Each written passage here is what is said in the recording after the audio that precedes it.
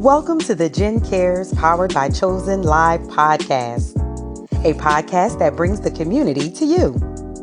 Each week, we feature a guest that will help us stay in the know.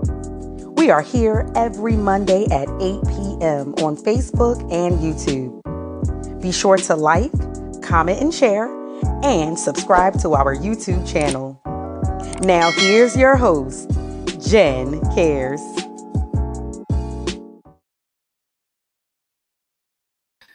Well, good evening and welcome to Gen Cares, powered by Chozen Counselors. I am your host, Gen Cares, the founder of Chozen Counselors, a nonprofit organization that seeks to inspire, motivate, empower, and strengthen individuals and families. As always, I want to say thank you to each and every one of you for tuning in, for catching a replay, for liking, for sharing, for commenting, and all that you do to help us to keep doing what it is that we're doing over here at Gen Cares. I hope that you enjoyed last week when we had Kelly Miles for Surviving in Spite of. So many great nuggets. Be sure to go and catch that replay, the full episode or the snippet. I promise you will be encouraged and, find out a little bit something more about in this journey of life, how we're marching on. As this month, March is Women's History Month, today we honor somebody who... Let me show my face. Today, I wanted to honor somebody who stands out to me. She is like the bomb.com. And ironically, she has this mission, and I'll share when I share her name. And when I'm like, if I'm feeling down on the dumps, all I gotta do is go to her page and I'll be instantly uplifted. So today's Women's History Month honoree is Althea Hannah. She is known as the Don't Give Up cheerleader, okay? She is an author, a prayer warrior. She has a lot of different hats, but that Don't Give Up that she has on her shirt, friends, let me tell y'all. She wrote this book a couple years ago, prior to pandemic, I believe, and had an amazing book release and things of that sort. But the title of her book is Don't Give Up.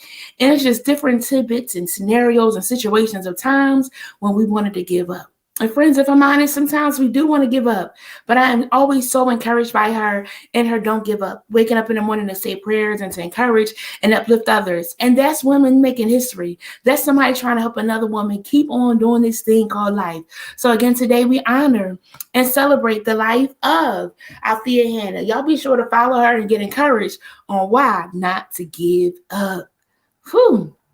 Okay, so tonight we are still marching. Left, right, left. So friends, I hope that you have been enjoying this series so far. We have our episode tonight and we close our next week, but stop the presses. Tonight we're going to talk about something good. And we have the amazing Dr. Kia Everett, who's going to come on and share with us about self-care. So help me welcome my friend, Dr. Kia Everett. Ooh. Thank you, Jen. Thank you so much for having me. I'm so honored to be a part of your podcast tonight.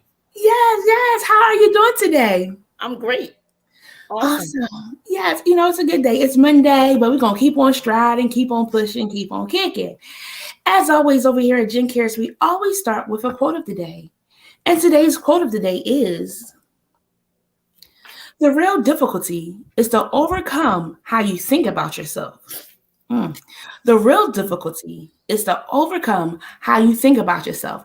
And that's by Auntie Maya. What's your thoughts on that quote? Wow, that's powerful. Because here's the thing. The Bible tells us, as a man thinketh, so is he.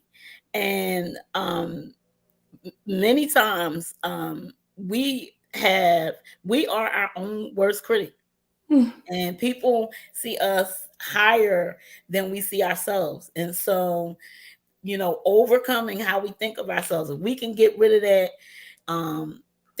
that voice in our head that is telling us we're not enough, we're not good enough, we'll never be enough, we don't measure up, we don't compare to what other people are doing, hey, we'll be off to the races, and we will find that we can do 1,000 times more than what it is that we are doing. And we actually will be able to accomplish those things that we are saying that we can't accomplish, because we are our own worst critic. We are the ones that hold ourselves back. So I don't appreciate you already being in my business, and we barely 10 minutes in. Okay. But it's real, right? We are our own worst critic. Like when we think that we're doing great, something happens and it's like, it could have been better. We're down on ourselves. Mm-hmm. Why do you think we are our worst critic? Why do we hold ourselves to such a high standard that sometimes feeling unrealistic? Well, some of it is our upbringing. Mm-hmm. Some of it is, despising that which we had previously, thinking that the way we came up or what we had was so bad, or, we could be doing so much better. Mm-hmm. And I'm going to use that nasty word Uh-oh. that all of us know. We spend too much time. It used to be the television, but we spend too much time on social media. And Mm-hmm. what we haven't learned is people post what they want you to see. They don't post the real deal. Mm-hmm. So we spend a lot of time comparing ourselves to something that is fake. And when we look at that which is fake Mm-hmm. and try to measure our reality to that which is fake, that's why we become a lot harder on ourselves and think time is running out for us. But really, we're the ones that is living the reality. When we look in the mirror every day, this is our reality. But what we look at in social media is really what people want us to see. Now, Dr. Kid, it be looking good. Like they living the best life. They got that new car. They got this house. They got a boo thing. They got the babies. They got everything. And you telling me what? Oh yeah, listen. I have been self-care for me has been a hot topic since last November. Mm-hmm. I did a big conference out in Delaware County. I don't know, a couple thousand people. And when I told them about this superstar who I can't even remember now. I think it's Cardi B. And I saw an interview that she herself did. So if it's a lie, she told it. Okay. And she said that she doesn't even have a driver's license. So, young people, of course, they wanted to throw all kinds of stuff at me on the stage. And, I just did it because it was actually a suicide prevention workshop. And my title, the title of the topic, the keynote was, I am not my status. And so, the first thing they said was, no, you're kidding me. Because what did they say? She has all of these cars in her driveway, basically a car for every day of the week. Well, she admitted that she buys those cars, one, because she can, and two, because she takes pictures in them, around them, in front of them, next to them for social media posts. So by her own admission, what she's posting is not real. So here we have a generation of people, a young generation growing up wanting what she has, and she doesn't even have a driver's license. She can't even drive. You said a mouthful right here because again, posting the pictures, making it look grand, but can't even really enjoy the fullness of it. Let somebody else gotta drive it. So here's the thing: the person who has the driver's license really is in a better position because they can drive all her cars. Plus, she can't drive none of them.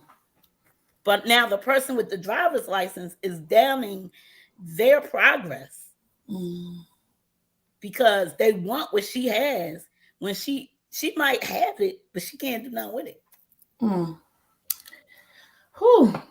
So friends, we can't get caught up in the postings that people post.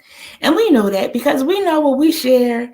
We know when we send a picture, it's the umpteenth picture we took before we, sent it and things of that sort. And sometimes I ain't gonna hold you. I'll be like, look, that is fine. Just go ahead and post it. I'm okay. I don't got time. But again, we're sharing what we want to share, what we want the people to know. And then you can do the best of the best in what you're sharing. And they still like, you see her, you see them. Mm-hmm. Yep. Social media is getting us because they post. Interesting. Good start. Good start. Let's keep it rolling. Who is Dr. Kia? So I am a I tell people I'm a mental health doctor. I'm a mind doctor. Okay. But before I am a doctor, I am a woman, an educated woman.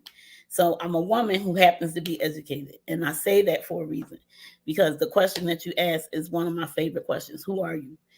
And I try to help people understand you are not your status, you are not your title. So I'm a woman. I'm a woman that loves the Lord. And so there's no secret about that. So I'm saved. I'm a pastor and I'm a mother. So I should have said that first. I'm a wife, mother of 3 beautiful young adults. And then after all of that, I am um, a mind doctor and uh, an author. I have about 15 books out now between the ebooks and the hard books, and a serial entrepreneur. So that's who I am. You, Dr. Kia, I'm still kind of stuck on this Cardi B. I thank you for sharing who you are, and I try to let the people know that we got some good people on here and things of that sort. But sometimes, because it's a little bit deeper too, because like sometimes people are in these relationships, sometimes people are in these jobs, some people are in these different things, and it seems as if it's thriving, but it's still not to the fullest potential that it could be because the lack of access sometimes. Because I can have these calls, but I don't have a license to be able to really have the access that I could have with these calls. And I want us to kind of just sit there for a second of being aware of what we do have, to be grateful for what it is that we do have, because some people don't even have those things that we do have. Absolutely. So let me just say and piggyback off of what you're saying, and not to pick on anybody because we all do it. Absolutely. Okay? Even in teaching it, we can get caught up. Okay. I like to say, I said earlier when we were backstage, some people may not like me after this because I am by no means against social media. People make tons of money on social media. So you'll see me on social media. So I am not against it. But because tonight we're talking about self-care, that is one of the biggest areas that people don't realize self-care falls under. Talk about they say, tell me how does self-care fall under social media? You have to know when too much is too much and when you yourself need to take a break. Now, for those of us that are Christians and we are in the church, and I'm saying Christian for a reason, this is our Lenten season, right? And we wait for the pastor to say, okay, we're on a fast. And one of those things we may be fasting from is social media. So that's when we'll take a break. And that's great. That's great. But you have to know when you are getting caught up in the caught up because we all do it. Okay. What is your area of weakness? And when social media will appeal to your area of weakness. So for all my single ladies, praying, you ask me God to help you, to keep you, you want to be married. So all you're going to see and they talk about the algorithm. But I believe the enemy is also a part of this process because you go on your feed and what you see all these married couples that look like they are so blissful, right? But I promise you, I've been married 26 years. I promise you, I know what I'm talking about. Over half of those couples, they probably somebody in that relationship done wiped those tears, got that straight, they got that face together because they knew they were going somewhere and people were going to be snapping pictures. But when they got back in that car or back behind those closed doors where nobody was going to hear them. They started slinging whatever it was they were slinging. And I'm not talking about, adult toys. I'm talking about whatever they were slinging without killing each other. But they don't show you that part. Right. Right. A lot of times, for communion, we well, not a lot, but we say examine yourselves. Everybody that's at the altar examining themselves is not because they fell into sin on the other side of marriage. They up there because they fell into sin inside of their marriage. Oh, this is my kind of conversation. Come on. Telling that part. So when my single people are saying, well, every time I look on social media, I'll tell them, don't believe the hype, baby. I've been married 26 years. And I will tell them, because I believe in being transparent. If you look on my page, you'll see, you can count on one hand how many times you see me and my husband. And I do that for a reason. Teach the people why. To teach them why. You're saying teach them why? Yes. The reason is because people here 26 years and they think it's all together. No. We took vows not to each other, but not just to each other, but before God. And so I'm going to tell you, it's many days, 364 days a year. It's the love that we have for Christ that keeps us together. But people are not telling that. Right. And so when for single people, and I'm not picking on single people, I'm just using this. I feel attacked. I'm teasing. It looks great. It looks great because we know how to take that right angle. We know we know what our husband's good side is. He knows what our good side. So, you see us out on vacation and all that kind of stuff. And now the enemy has you thinking, like, what's wrong with me? But God, is it ever going to happen for me? But take it from somebody that's in it. Enjoy your singleness as long as you can. Because the people that's in it is praying for a way of escape. And the people that's not in it, they praying to get in it. But I'm going to tell you, ain't nobody telling you that. But I'm going to tell you. You're right. I do a lot of work with some couples. I'm about to launch another outspread of Chozen, doing a little bit more work with couples because people aren't talking about that conversation of not the challenges outside the four walls. It's the challenges that happen within the four walls. Right. And a lot of times people are told, get married and they feel like they're supposed to stay married. But they're like, wait, hell is going on. This ain't right. Something is a little bit wrong. But there's some other things you got to do to be able to keep that thing together. And I was talking to some brothers one time and I was like, it takes work. And they were like highly offended because I said the word work. They was like, you got to put forth effort. I said, okay, effort, work, same thing. I'll use your word. But it takes a little bit more than just the norm of we friends, we hanging out, because it's a responsibility. You are now accountable to somebody that you said till death do us part, sickness and health, and a lot of times these conversations aren't had. So those that are single, or maybe have been married at one time, but let's talk about the single because we were there first.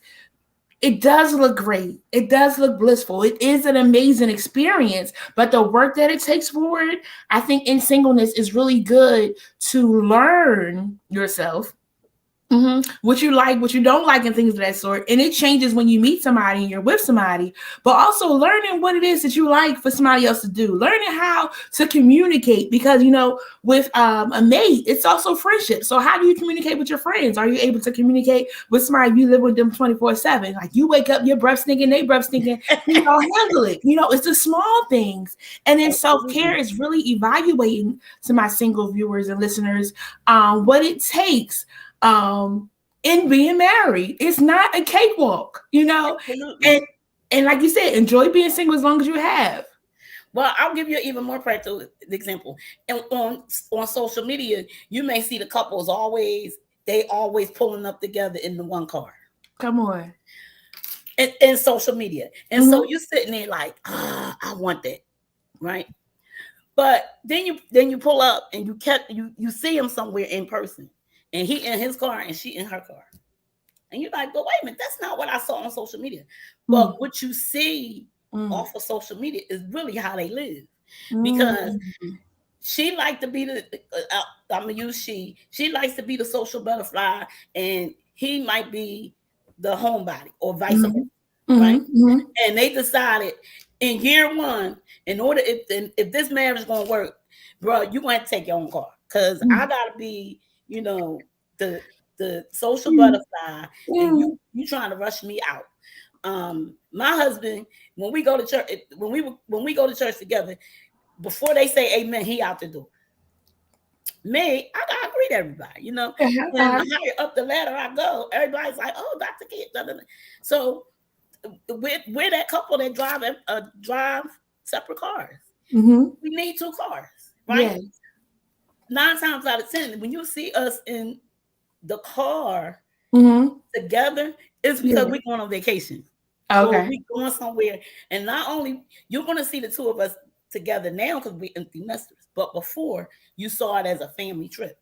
Yes. You weren't seeing that, oh, we just so in love, we can't separate. No, because that wasn't the deal. But my point is, when you see that, a person who doesn't have that is groveling over that. And the people who are showing that are not even living that. They're showing that for likes, hearts, content creation, and all of that. And we get so caught up in our minds that, guess what? Now we're depressed. We can't eat. We can't sleep. We begging God for something different. And we begging God for something that those that's showing us that lifestyle, themselves, that they don't even have, right? Okay, so we picked on the single people. Where I said we all do it. Me, myself, I've been in this field of social work, mental health, going on 30 years. Yes. So I'm almost a dinosaur, right? So when I see young, vibrant folks like yourself, and y'all doing it, y'all on the cutting edge, and you had your whole marching series and the people marching, and I'm like, okay, so she got somebody doing it. I can get caught up because I'm still working with Word. You know what I'm saying? I gotta get somebody teach me StreamYard. Yes. Can I just be honest? Right. Yes. So when I get on social media and I see all of the young folks doing all this beautiful stuff. Yes. Right? Because why? This was a part of your curriculum. We didn't have computers. When cell phones first came out, it was in a bag. Right? When I was in school, when I literally was in college, our first cell phone was in a bag. And I think we had Comcast or something like that. Okay. I'm dating myself. But I'm about to Google that for sure. Don't worry about it. I'm 51, okay? But the point that I'm making is the reason you guys can do all of this fancy stuff is because that was a part of your curriculum. You understand what I'm saying? So when I'm on social media and I'm getting caught up in my head, I'm getting caught up in what I see. But it's not clicking with me that I'm a veteran. And I'm now mentoring people. Now I may not be able to do all that social media, but I can surely call somebody like a Jen and say, all right, sis, listen, you got it, you doing it. Yes. And you help an old head out. Yes. But in order for me to do that, that would require me, one, to accept my reality, to realize that I still have something to offer, even though I might be a dinosaur, right? And to not get caught up. But that's my area of weakness. Because I'm passionate about what I do. Yes. Right? And I have to realize when enough is enough. I have to say, okay, kid, it's time to do some self-care. You got to turn that social media off. Yeah. Because these young cats, you trying to keep up, you trying to Google everything, and you don't even understand half the lingo. Not because you're not you're not smart enough to understand it. But they got this stuff in school. You didn't. Yeah. You know, and now I'm in that category where my mom was. Okay. When I was going to school. Mm-hmm. And I'm coming home saying, Mom, can you help me with math? And she like, what? Yes. Yes. You know, Yes. you gotta look that thing up, you know. So my point is we all fall into it. Mm-hmm. But the enemy has gotten so conniving that now he uses social media. And when we turn that thing on, our feed is bombarded with Yeah. our area of weakness. So we have to be smart enough about our areas, our triggers, that we know when we say, you know what, it's time to do some self-care. I got to detox Yes. because I'm getting caught up in the product and I'm devaluing. You know, I'm a whole doctor. I when I go to sign my name on things, I have to sign official documents. I think I have every letter of the alphabet in terms of credentials, maybe not Y and Z, but literally almost every other letter, right? But I get caught up and I start feeling down on myself because I don't know the social media trend. What's wrong with that? That's when I need to do some self-care. Yes, I like this. You know, I set up some perimeters on social media as well because one, it could take up a lot of your time as well. You know, we say we want to do all these different things, we have all these goals, but Facebook, TikTok, Instagram, Twitter will keep you in this hole. Then you feel like you got to do a little trend, dun, dun, dun, dun, dun, dun, and things that sort. So I set my limit where, like, you know, and slowly but surely I've been like decreasing how long I can be on there. Right now I'm at 1 hour and 45 minutes. You know, and when that trigger come on and tell me that I'm getting close, I'd be like, mind your business, right? But because there's some things that I need to work on, there's some things that I want to do. Self-care says, Jennifer, get off of TikTok. Jennifer, get off of Instagram. Jennifer, get off of Facebook. Because also, like what you said,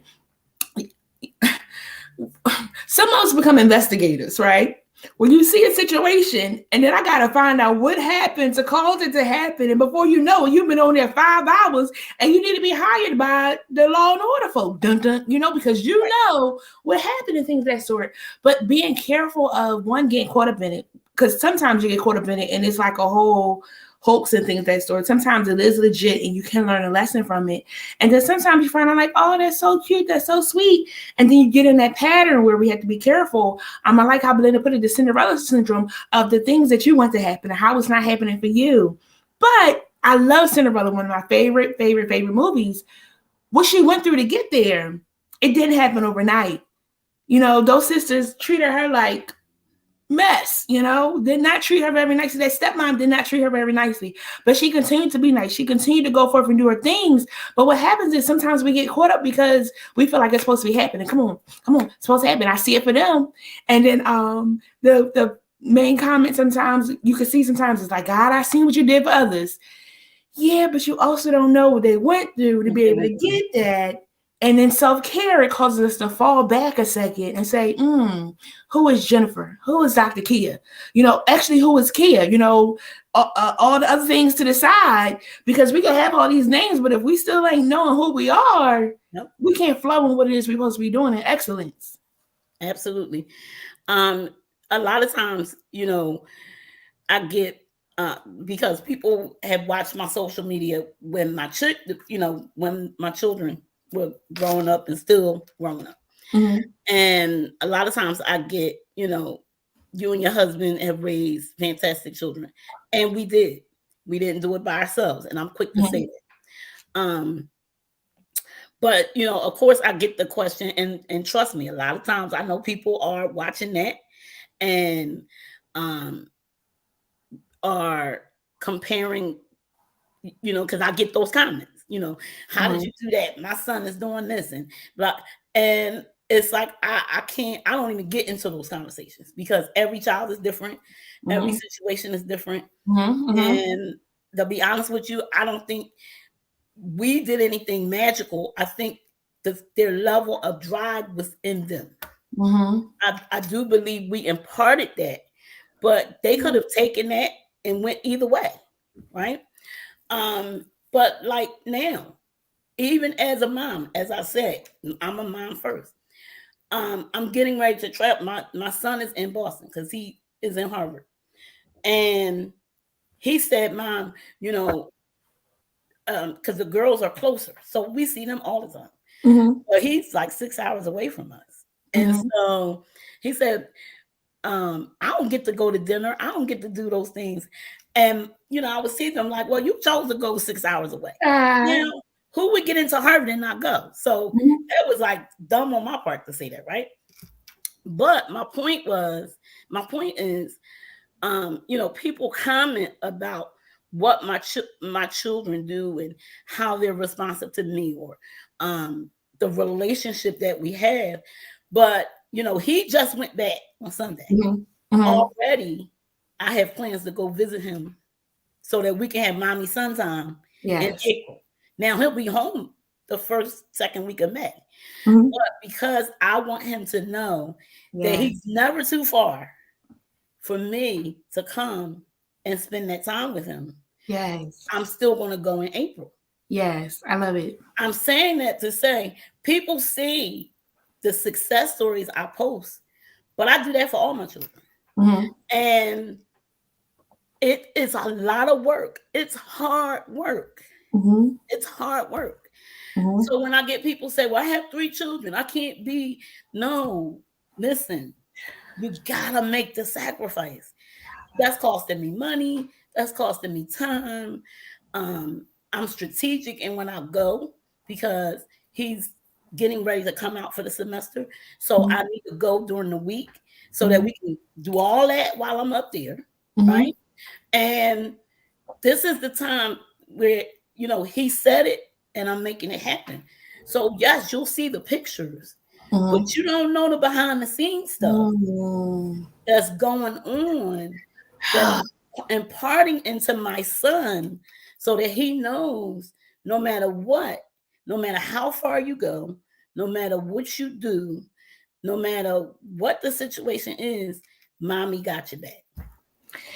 Can we please sit here for a second, right? Because I talk to a lot of parents, right? And parents get overwhelmed because their children are doing a little bit of what they want to do sometimes, right? So then on social media, we'll see that these children are doing great. We'll see that this child did X, Y, and Z, but again, we don't know the backstory. And sometimes we measure ourselves up against it consciously and unconsciously and doubt the qualifications that we've done with the children that we've been granted to raise. And I want to take a moment that we can, encourage our parents that are going through that of, how can I feel as confident? Because sometimes I doubt my capabilities, and I could tell somebody, they're doing a great job, but actually being in it, losing sleep, the sacrifice that you have to make, the nights that you're on your knees praying to God, like, God, please save them. Please keep them. Please protect them, especially with what's going on, no matter where you live, there's something going on everywhere. Okay.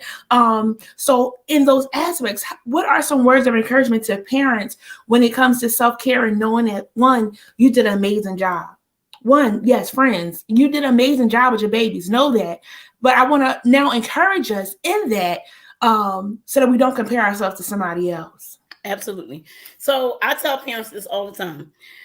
You can only do what you can do. Just like our parents did what they did. They only did what they knew to do. At a certain point, it's up to us. Jesus says, choose this day who you going to serve. Yeah, he has the power to make all of us accept him, but he doesn't, right? He gives us a choice. And so our children have that same option. You can give them the morals, you can give them the value system, but if your child decides to do something different, that is not your fault. And you didn't do anything wrong. Even if you didn't do what you think you should do or you could have done, that child has the same opportunity that you had, and that is to make a choice to either do the same thing or do something different. So they could have chosen to do something different. Yes. The other thing that I say is, because I know a lot of parents, I have the opportunity to travel. I'm blessed with the opportunity to travel because I can work from anywhere. Plus, or I shouldn't say work. I can do, speaking interviews anywhere. Okay. But because of my health challenges, I've been afforded to be home. Right. Every parent doesn't have that. And we understand that. But look at your village. What can your village help you with? Yes. How can your village step in? You do not, parenting is not a job that you do alone. Successful parenting is not a job that you do alone. And no, you may not have that mother, that aunt, that biological aunt or sister or brother or whatever. We don't all have that. But I say it all the time. We can choose our family. So who's that good girlfriend? Who's that church member that you hang out with? Yes. Or your person that you worship with? Who's that person that you confide in? See what kind of resources they can help you with. Yes. Because parenting is hard. You cannot do it alone. Friends, and acknowledging that it's hard is not a bad thing. One, we want to be realistic. Sometimes it's some challenges. I was watching a post of Keke Palmer. She just recently had a baby, and she was like, "Look, it's two parents over here, and I'm still struggling a little bit." So, like, being really honest and saying, "Look, sometimes it is hard." And then self-care is being able to acknowledge I need help. Because we can't do it on our own. We can do as much as we can, but then sometimes we got to tap into somebody else. Like, hey, you know what? I'm going through a little bit. What resources do you have? And again, in a social work world, we're always connecting families with resources. Someone reached out the other week, like, what are some resources for somebody that need housing and things of that sort? Why? Because they were trying it on their own and they couldn't do it anymore. We have to be able to reach out. That's not a bad thing, friends, to reach out. That's a part of self-care. Why? Because it's helping you to care for yourself. So if you don't, go off the filter, because like sometimes, life be life, and you're like, you know what, this is for the birds, find somebody else to do it, and things of that sort. So again, self-care is humbling ourselves to be able to ask for help when we need it. Yes, let me say this to our younger parents. Right? Yes. I see somebody say grandparents is hard too. Absolutely. Yes. My hats go off to grandparents, especially grandparents that have to raise their grandchildren, because that's the last thing you wanted to do at this stage in the game, right? Grandparent. But I say to my younger parents that struggle with, should I put my child in daycare or should I keep them home? Should I send them to? Listen, part of self-care again is knowing your boundaries and knowing your yes. And I struggled with that initially. Okay, because my oldest daughter was 3 when I found out I was having twins. So for all intents and purposes, I was going to have all these babies at one time. Now, with my first one, we worked really hard to have her. And, just the thought of anything happening to her would just send me and bust me out into tears, right? Yes. But when I heard I was having twins, she had to grow up real fast. She had to come out those Pampers. She had to come off that bop, the whole nine. But one of the things I had to really get real because, again, I'm considered older, the older generation. So a lot of times it was like, if you can keep them home, you keep them home. If you can, you don't take them out to church too soon and all that kind of stuff, right? But I was very real. And I told my mama and everybody else, for their safety and my sanity, we need childcare. For their safety. Notice what I said. For their safety. Yes. And my sanity, we need childcare. And it wasn't full time. They went like 3 days a week, and we were paying. My husband and I were paying close to $1,500 a month. Okay, but that was the best $1,500 I could have spent. And, people were like, how can you afford that? Da, da, da, da, da. And we tried it out for a while with family members. My mother was retired. But the thing about family members, because you're not paying them that $1,500, they do it when they want to. And I'll say it again, for their safety, yes, and my sanity, I needed to know that I could take them Monday, Wednesday, and Friday, or Monday, Tuesday, and whatever. Yes. Because they needed to be safe, and I needed time to regroup. And if I didn't have that space, it wasn't gonna work out good. It wasn't gonna work out. I worked in foster care, and kudos to foster parents. Kudos to all parents, but in a foster care world, it's the same. You still need that pause for your safety, for their safety and your sanity. And I would like share with the family, like, you can look into respite. They were like, well, what's respite? Respite is where the child can go away for the weekend, get some supports, help you to get, some things together, things in place. Sometimes you need that pause. Sometimes, I know growing up, no, you really can't spend a night over at such and such house and things of that sort. However, we've now come to the place where we've identified people, as you shared, that we trust, that we confide in, that we know our child could go there and they're okay. And just explaining how it is a benefit to have that pause. Even children going into daycare, it's a benefit to have that pause. One, you get to get a needed nap that you might need. You might get to clean up some things around the house, different things that need to get done. So you need that pause. I was watching this video. Again, social media gets you. But the dad was left with the baby, and she found him on a washer, knocked out. He was tired, okay? And we need that rest, because if we're not getting rest, friends, if you don't get your sleep, you know how you respond. You're a little cranky, a little agitated, and sometimes a child might not respond well to that, or they may take you over the edge. So for their safety and your sanity, this pause is needed, and I do implore you to please, please, please do it for their safety and your safety and everybody's sanity, so that everybody be okay. Absolutely.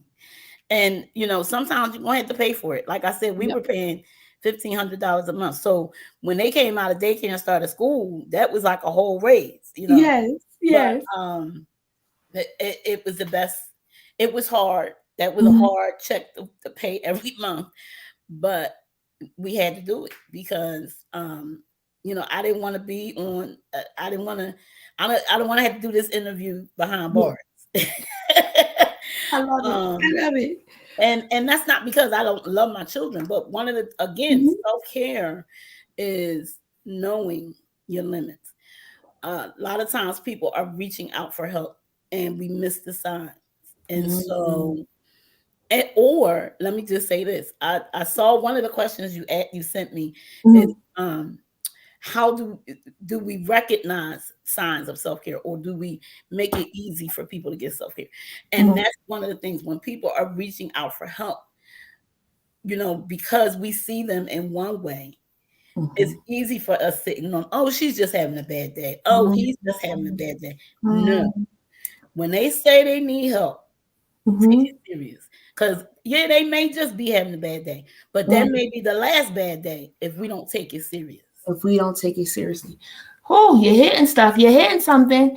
Because a lot of times, being strong for other people, you need somebody to be strong for you sometimes, right? So absolutely. I went to an event the other week. My godmom, Betty, she said, she texted me this week, today's Monday, last week. And she said, I saw you. I was a little concerned. Give me a call. No, she told me to give her a call when I got off work. So when I gave her a call, she said, yeah, I saw you. I was just a little concerned. You doing all right? And I'm like, life, life, and she's like, you can talk to me about anything. And, I just kind of like put my feet up and relaxed a little bit and just like blah, blah, blah, blah, blah, blah, blah, right? Because self-care is taking it off of you. It's so much that we're trying to hold on to sometimes. And we can't. Because not for our safety or for our sanity. I'm taking it to the bank too, safety and sanity and everything. But for our safety and sanity, we have to be able to let that out, because holding it in, after a while, we can explode.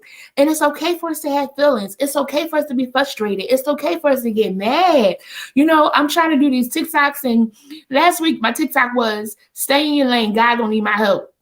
But I could not get myself to do another TikTok because I still was trying to embrace that, because I feel like he did need help, because he still ain't doing what I thought he was going to do when I wanted him to do on that social media. I wanted him to do it.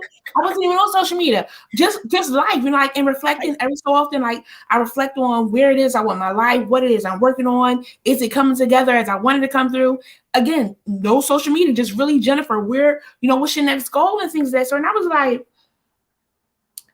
so let me help you connect the trains, because something's happening where they're not connected, and I want them to connect, for people, places, things, whatever it is that you wait for and things. But again, being able to get that off your chest sometimes is so, so, so important. And again, friends, though social media is really big, our own minds could still get us jammed up, because I could not see anything related to something. I'd be like, oh yeah, I want that too. Or like just the random thoughts that you'll have. Or again, evaluating your life, what you have done good, what you want to do better of. Being mindful of knowing your limits of how much you can do on something, how much you can spend to think on something, or environments that we're in as well. Absolutely. So yeah. Self-care is so important. And again, we grew up thinking, first of all, that it was selfish. And I want to just tell everybody, self-care is the most unselfish thing that you can do. You cannot pour from an empty cup. And one of the examples I often use that I kind of clone from flying is when they're giving instructions, they tell you put the mask on yourself first. And of course, the first thing we think is, okay, well, if I have my child, I'm going to do that. I'm going to make sure my child's safe first. No, because if that plane goes down, you're going to start losing oxygen. And if you lose oxygen first, if you lose your oxygen, then you are no good for anybody else. So sometimes you have to shut it all down. And when I say all, I mean shut everybody down, shut everybody out. I call it fall off the grid. And when I say fall off the grid, that's exactly what I mean. We have these nice smartphones that we pay all this money for.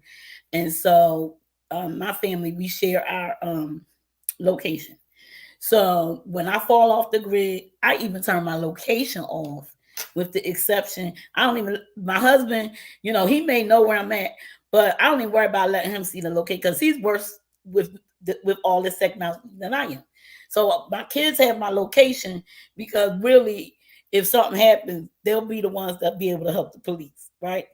And so I literally fall off the grid, because I don't want anybody to call me. I don't want nobody to be able to access me. And I just do whatever it is I want to do that day. I might go out for breakfast. I might go out for dinner. I might get my nails done. I might get a massage, whatever. I might look up and end up in another state, it'll be local, like Jersey or wherever. But that's self-care. A couple of weeks ago, I always wanted to take a train ride. Oh.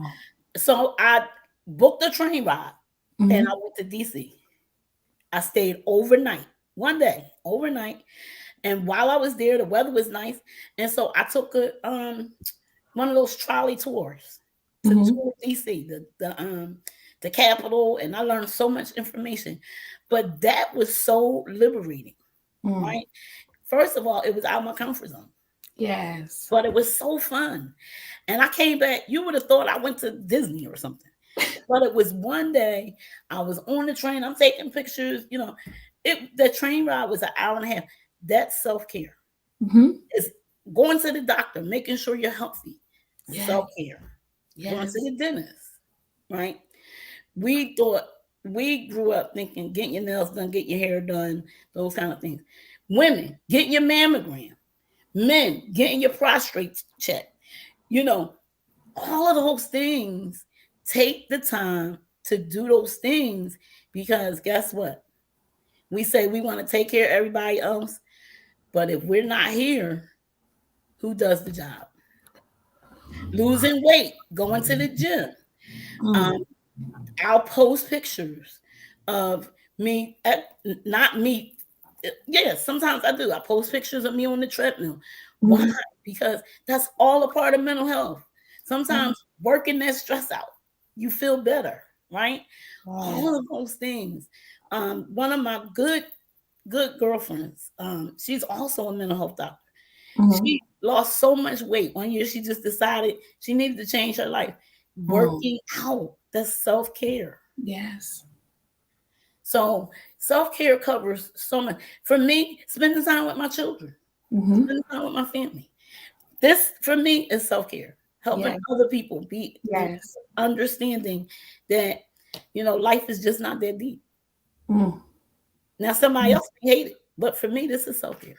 Yes, yes. And it's so important to find what brings you joy. Exactly. Because life gets hard. So if you find something that brings you joy, that gives you a pause and gives you a reprieve, you're like, okay, I like this. Sometimes we have jobs and we don't really like our jobs. We want to be able to find something that brings us joy until we can find another job. Again, find another job. Jen didn't say quit your job. You want to make sure you can pay your bills, friend. Right. But, in that process, you want to make sure that you're doing something that brings you joy. I was talking to somebody, she was like, I want to be able to just do what I enjoy doing and not have to worry about getting paid for it. I said, that's really nice. When you find that where you don't got to get paid for it, but all your bills are still paid, sign me up too. Right. Because if our bills get paid and we doing what we enjoy doing and we don't get paid for it, but we just doing our thing, which is an amazing thing. But again, finding what works for you. Again, I like that knowing your limits part. Excuse me, what you have the capacity to do. Another piece you said was detox. Why is it good to detox? What is a detox? So a detox is when you're cleaning out basically all of the toxicity, all of that bad stuff, right? And we have to, every so often we do have to detox. We have to detox our minds. We have to detox our bodies in a physical sense. And so if you've ever had a colonoscopy, I don't know if who's on, if people that are on are old enough to understand this, but I've had to have colonoscopies, right? The older we get, the more of those screenings we have to get. And they literally make us clean our body out. In order to get that colonoscopy, your colon has to be clean, right? So you got to go through this process where you have to drink clear liquids. Then they make you do the solution and all of those things. So for a mental health detox, you have to know what's causing stress.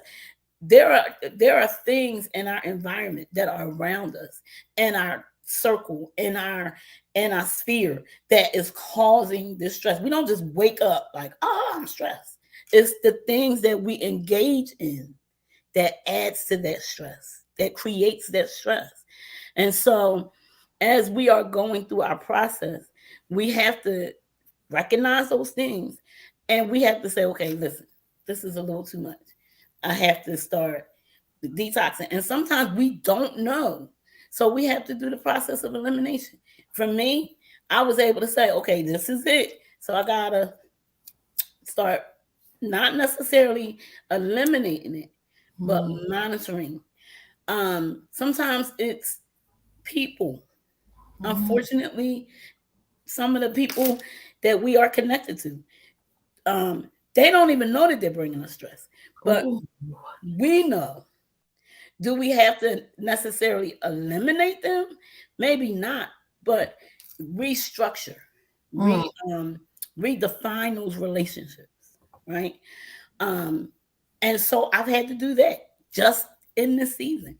I don't have to make an announcement, because I know a lot of us like to do that at the new year. I'm doing something different. I'm cutting these people off. We don't have to do all that. We just have to know our triggers, and we have to restructure and redefine and cut things out of our, like we say, cut things out of our diet. We just have to cut things out of our emotional baggage.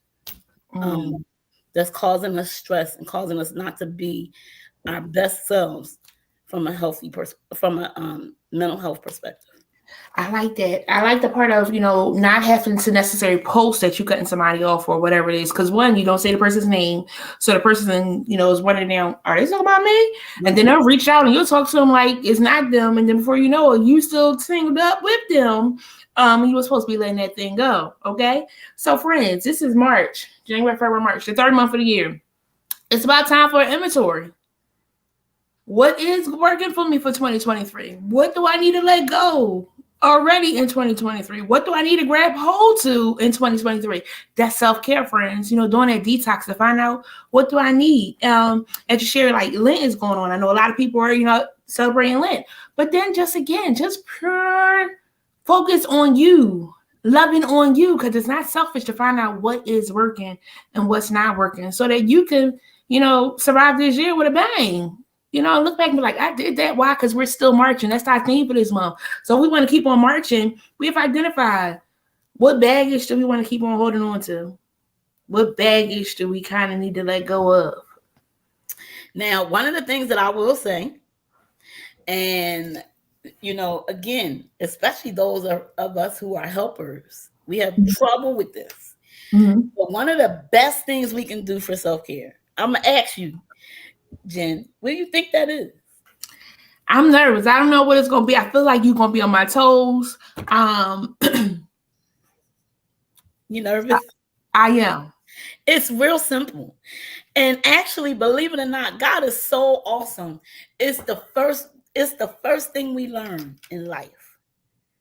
But then as life goes on, we get all this other baggage and we forget it. Come on. Drop it on us.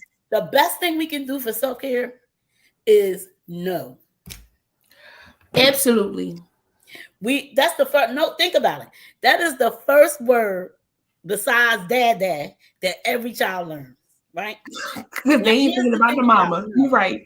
That is so powerful. Oh, that's a good one. No is a complete sentence. Complete. So that means it doesn't need any explanation. We don't have to explain it. We don't have to, we don't have, it's no, right? Anywhere you go in the world, they say it the same way. No.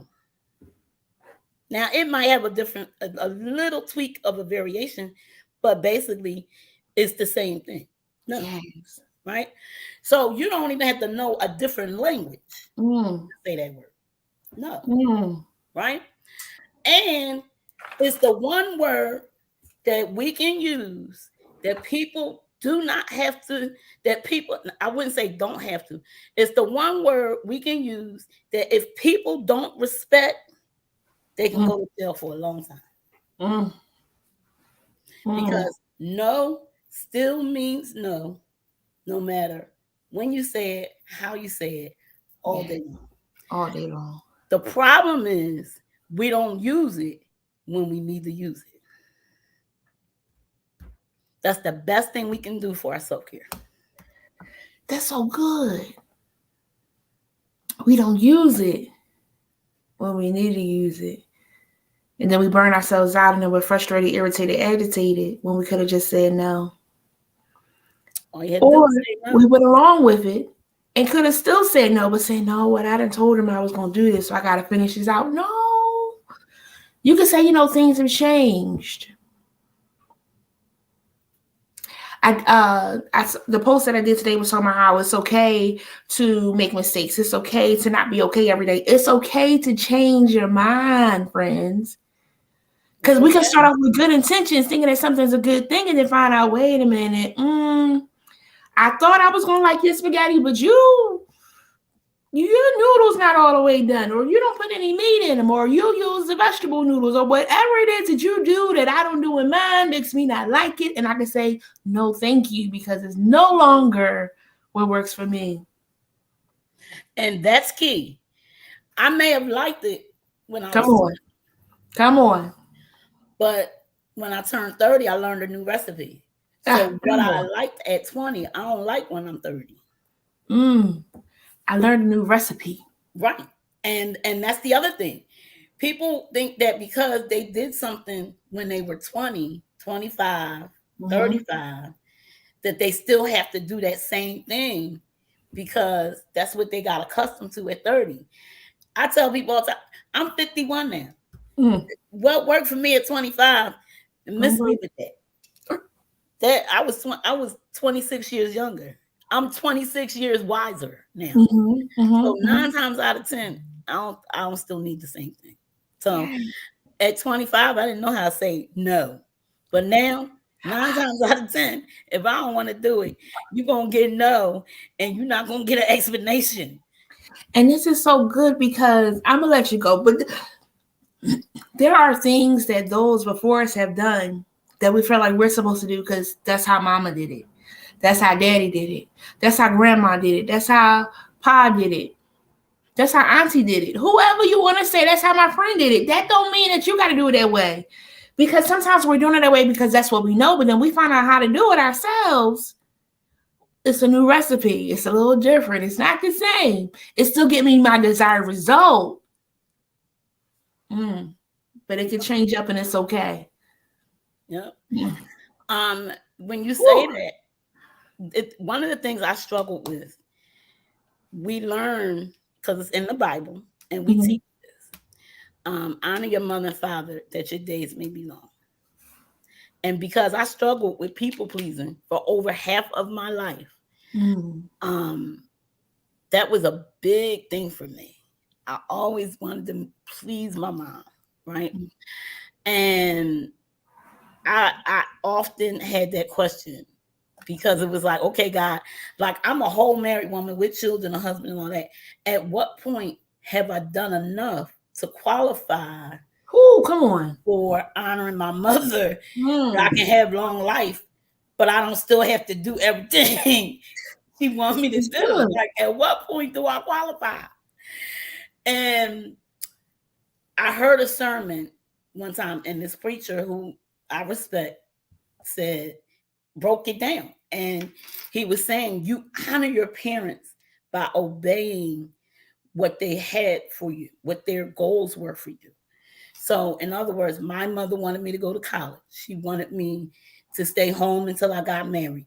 And when he started breaking that down, I literally had done everything my mother wanted Mm-hmm. me to do. Mm-hmm. And so I was like, oh, okay, I'm free. I can, I did all that. Now, of course, I still have to honor my mother as long as she's here. Mm-hmm. And just recently, we had a situation where we had to kick into caregiving role, me and my sister, and keeping in line with the fact that I still had needs. I couldn't be there every waking moment, but we had to find a place for her to go. So I decided, when my mother looked for things from me, and my mother um, had to do or take care of me, I'll just say it like that. She made sure I always had the best. You know, if it was a book, typewriter, clothes, shoes, whatever, she made sure I had the best. So I was tasked with finding a facility. The way that I honored her was Mm-hmm. to make sure she had the best, Yes. right? Although I couldn't physically be there all the time, I Mm-hmm. wanted her to have the best. And Yes. she had the best. She was in one of the best facilities in the country. Okay. Mm-hmm. Um, so I'm saying that to say, for those of us that struggle with people pleasing, we have to recognize there does come a time Mm-hmm. you cannot keep repaying all of your life, right? And I said to my Mom, I wanted you to have the best because you always made. I can't speak for my siblings. I'm the baby, Mm-hmm. but I can't speak for my siblings. All I can say is she always made sure I had the best. So since that was my job, I I didn't care what they said. I Mm-hmm. wanted to make sure she had the best.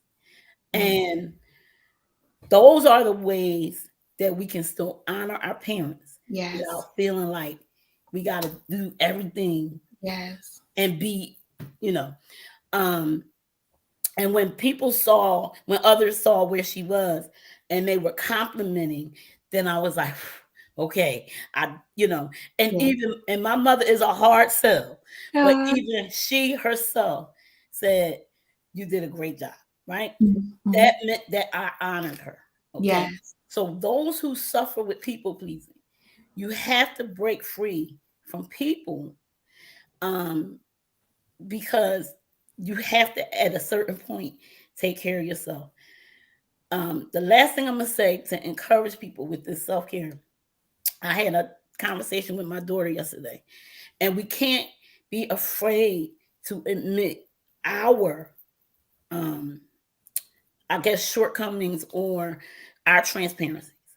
And I shared with my daughter because my daughter is just like me. She wants to always make sure mom is proud. Mom is proud. And when she said that to me yesterday, my daughter is now 23. And I said to her, Kayla, there is nothing you can do that will make me not proud of you. You will be 23 in a few weeks. You get one life to live. That's your life. If you don't do anything else, I'm proud of you. So live your life, not the life I want you to live. I'm living mine. I want you to live yours. That's important for us. And you could just see like the relief that she was getting, because I was giving her permission not to live her life in the shadow of trying to always do, is mommy pleased with this? Is mommy pleased with that? No, live your life. And I told her, I'm your mother. 99% of what you do, I'm not going to like. That's a mother's job to hate everything you do. But understand, I'm not disliking it because I want you to turn it around and do something that I would have done. Because what I would have done is what I would have done when I was 23, 27 years ago.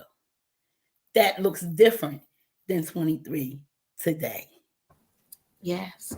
So we got to release our kids so that they can not be falling into this people pleasing. And that comes with transparency. That is self-care, because that not only released her, but that also released me. So good. So good. I do just want to hit on the piece that you shared about putting your mom in, the best facility and things like that sort, because growing up, you joke around and be like, I'm gonna put you in a place when you get older, mom, and things of that sort. However, again, a piece of self-care, your responsibilities change each year. And though you want to be able to care for your loved ones, sometimes you do have to result to that. And I just want to let my friends that are listening that are battling this situation know that it's okay. You check in, you do your research, you make sure it's a great place for them to be and that their needs are being met.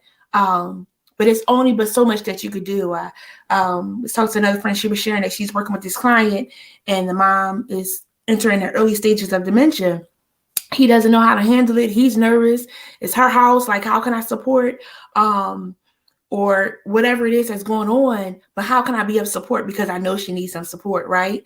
So again, being able to reach out for that help is self-care, because you'll worry yourself and you don't have to when there's somebody out there that can support. They have, home health aides that can come out to support. They have places that you can go to, again, depending on their level and things of that sort.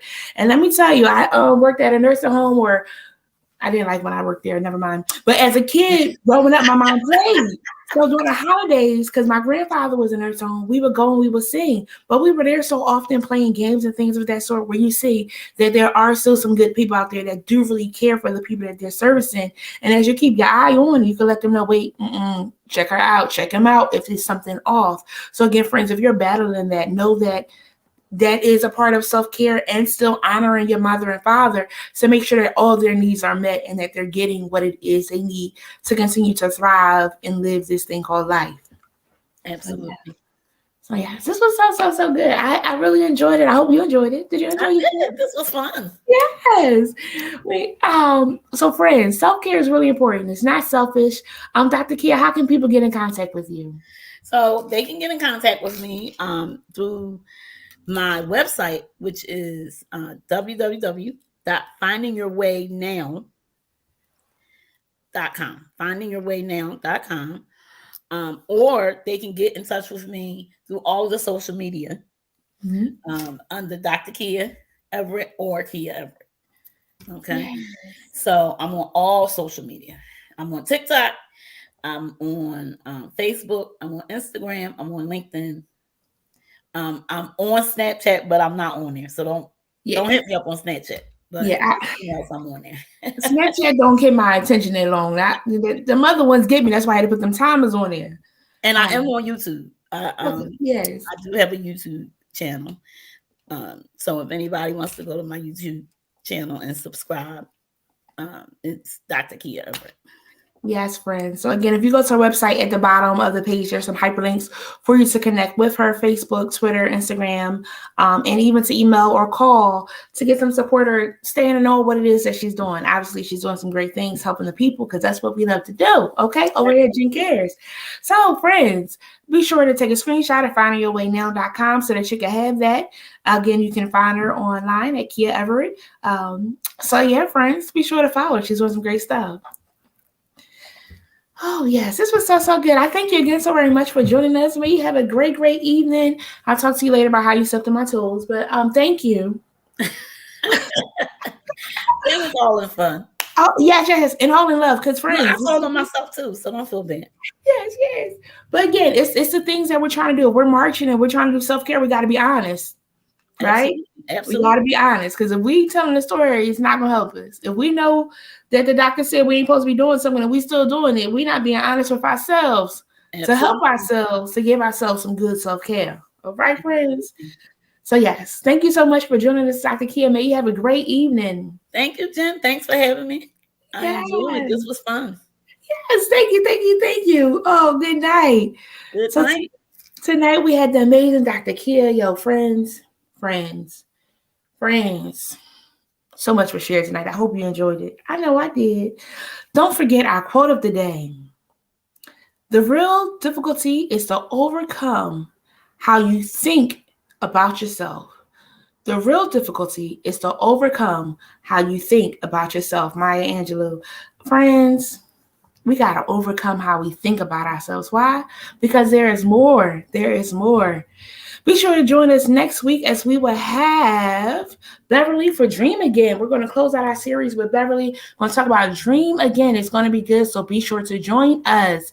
As shared earlier, this is Women's History Month, and today we honor the amazing Lady Althea Hannah. She's an author, a prayer warrior, and my friend here, she encourages us not to give up. Why? Because life gets hard, but she says, friends, don't give up. You know what? Let me share with you what we got planned for April. This is March. Next month is April. Yeah. Who we got coming April? Let's see.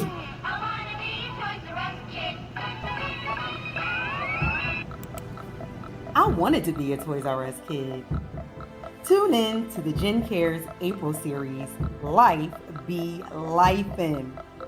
On Monday, April 4th, we will have Christina Upshur for Virtue. On Monday, April 10th, Steve the Legacy will join us for Act and Grow. On Monday, April 17th, we will have Juanita Willis for The Cost of Me. We will close out with Tanisha Harris for Healing and Hope on Monday, April 24th. Tune in on Facebook or on YouTube by searching Chosen Counselors on Mondays at 8 p.m. Be sure to mark your calendar and tell a friend, as this Jen Care series is brought to you by Chosen Counselors. All friends, it is going to be good. So be sure to join us next week as we close out our theme, I'm Still Marching, with Beverly for Dream Again. Why? Because we got to remember that we're dreaming. Whatever it is that we're aspiring to do, come back next week. It's going to be good. But then also mark your calendars for April, because life be life, and it's going to be good as well. So I hope that you enjoyed yourselves on tonight. Thank you so much for tuning in. I do love and appreciate each and every one of you for tuning in, for spending time with me. I don't take it for granted. I truly, from the top, bottom, east side, west side, north, south side of my heart. I truly do appreciate each and every one of you. And I hope that you have a great evening and a great week. Why? Because I don't want you to give up on you. I love you all for real. Good night. Friends, we thank you for joining Jen Cares this week. Be sure to follow us on Facebook, Instagram, and subscribe to our YouTube channel. Unable to watch us live? Be sure to find us on your favorite podcast platform. You can also visit our website, chozencounselors.com. That's Chozen with a Z, so that you can stay in the know and most of all, never miss a show. If you found value in this episode, we'd appreciate you sharing it with a friend. Most of all, be sure to tune in for our next episode next Monday at 8 p.m. right here as we specialize in bringing the community to you.